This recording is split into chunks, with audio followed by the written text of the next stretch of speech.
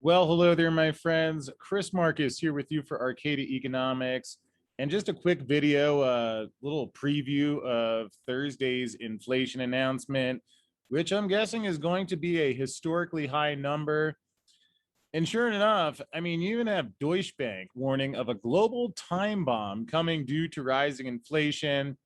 Interesting, you'll see Deutsche Bank a little bit out of line with the Wall Street consensus. Maybe the Germans actually do remember Weimar hyperinflation and know what happens when you print 40% or basically double the money supply in a year. As I hear that 40% of the dollars in existence, probably even more than that at this point now, were printed in the last year. So in an out of consensus forecast, let's label them conspiracy theorists right off the bat, Deutsche Bank is warning of a potential crisis from inflation.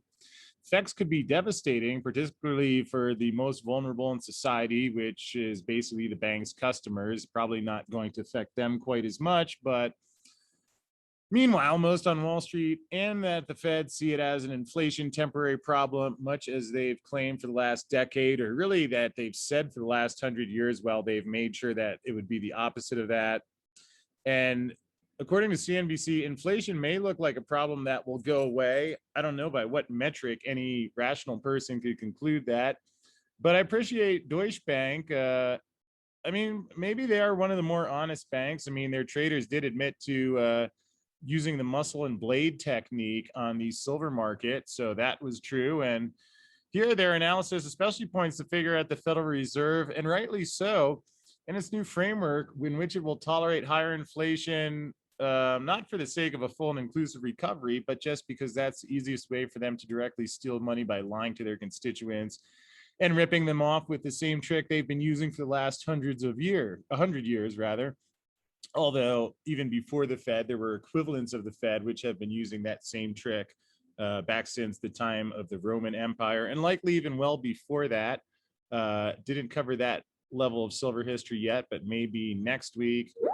As part of its incredible approach to inflation, the Fed will never raise interest rates or curtail its asset purchase program.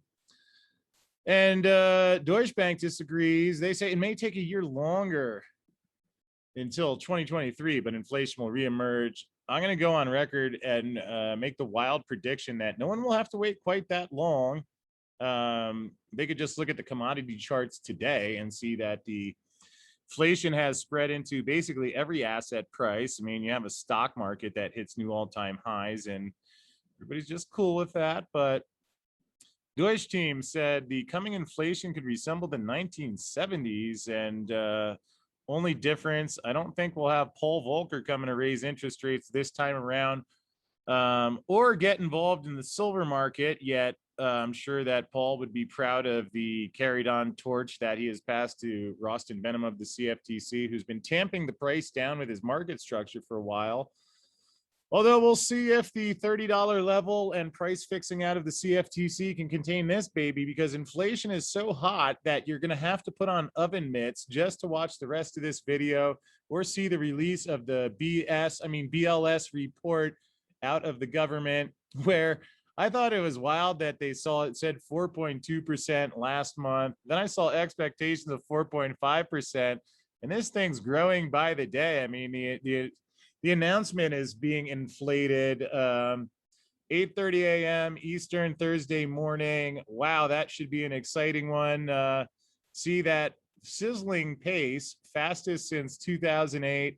It's been interesting. When the government puts a lot of money, inflation goes up. But fortunately, the Fed doesn't see any sign for concern.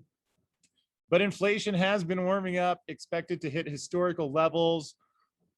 Probably no coincidence, or maybe it is, that stocks are on the path towards new records, even with the Fed and inflation worries increasing. And basically what they won't tell you, but what they will do behind your back, is continue printing money, because that's the only way to maintain the inflated stock and bond bubbles that they have now, which, to be honest, my guess is they probably don't really care whether they're up or down. They'll make money in both directions, because when you can front run headlines on CNBC like these and then just lie about whatever you're saying anyway, well, that's basically Wall Street in a nutshell. And I know I go on tangents sometimes, so we'll keep this one moving. Here's Janet Yellen, Treasury Secretary, former Fed chairwoman, completely destroying any faint glimmer of independence between the two. Not like it really matters anyway. Saying higher interest rates would be good for the country, which on one hand, if you had a real economy that was not fueled solely by printed money, would indeed be the case. But the reason that the Fed will never raise interest rates, despite allegedly being in the early stages of a campaign to prepare market for tapering, as propagated by Steve Leisman, who has a track record of saying things like that never end up happening. And this one won't either, because behind the glacial pace of reducing asset purchases is a deliberate attempt to avoid another taper tantrum, or in reality, or AKA in English, what they're really saying is that if we ever stop printing so much money, all of the bubbles would collapse. And we're not going to let that happen until we're fully positioned, just like those investors were at the end of The Big Short. Great movie that showed how Wall Street said one thing so they could steal your money and did the other. And with that said, that is your brief inflation preview. Welcome to the May number. God only knows what it will be. But if you need some silver talk, hit that subscribe button and the notification bell, because Arcadia Economics has you covered.